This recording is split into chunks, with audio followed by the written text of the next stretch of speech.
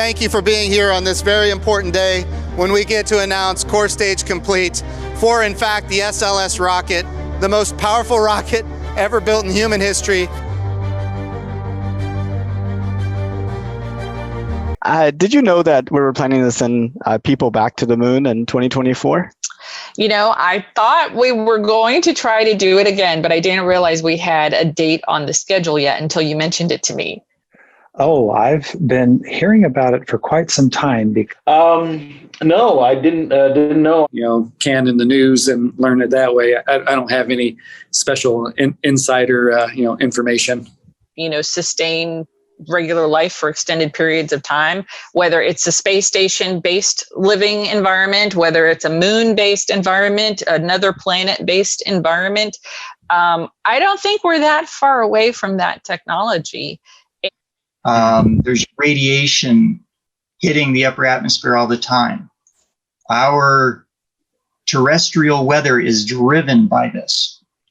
Our La Nina, El Nino cycles, the number of major storm systems that are generated each year are derived from space events.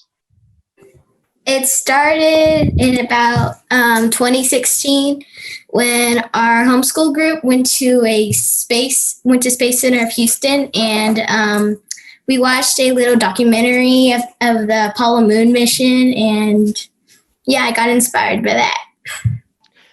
You know, the reason all of our infrastructure is still on the ground and still in low Earth orbit is because escaping from Earth's gravity well is the most expensive part of the entire journey. And it's the hardest part of the entire journey. You know, getting through the lower Earth atmosphere takes a tremendous amount of energy. That's why the first stage of rockets are so big. And space is an integral part of all of our lives. Anybody who uses a cell phone or the GPS system in their car. And I think that people across the world, but let's just talk about Americans, I think they're pretty much unaware of how reliant they are on space systems, both for their personal lives and for national security, for example. The whole NASA program, right? I believe they have now with partnership with Elon Musk, right? Trying to do some good stuff, right? With the SpaceX, I know there were some issues in the past. I believe they had a successful launch, maybe earlier this year, was it? Right. I like to kind of reference back and think like, you know, the first car was, you know, made by or is credited to, Carl Benz in 1885. That was only 135 years ago, right? And look at where the car is today. It's just so, you know, the amount of production and the amount of technology that's involved. And yeah, that would be another good conversation to have to see how the different world religions actually interpret the applicability of their teachings beyond this planet. If you don't understand World War I and the things that were put in place, you don't understand why the V2 rocket was built. Right. And that's important because the V2 rocket is where the Russians and the Americans get their rocket aspirations.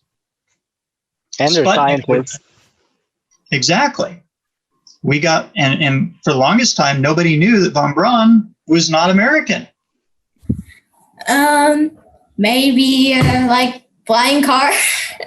Probably gonna go to Mars in like a month instead of like 6 months. Is that how long it gets to Mars? Yeah.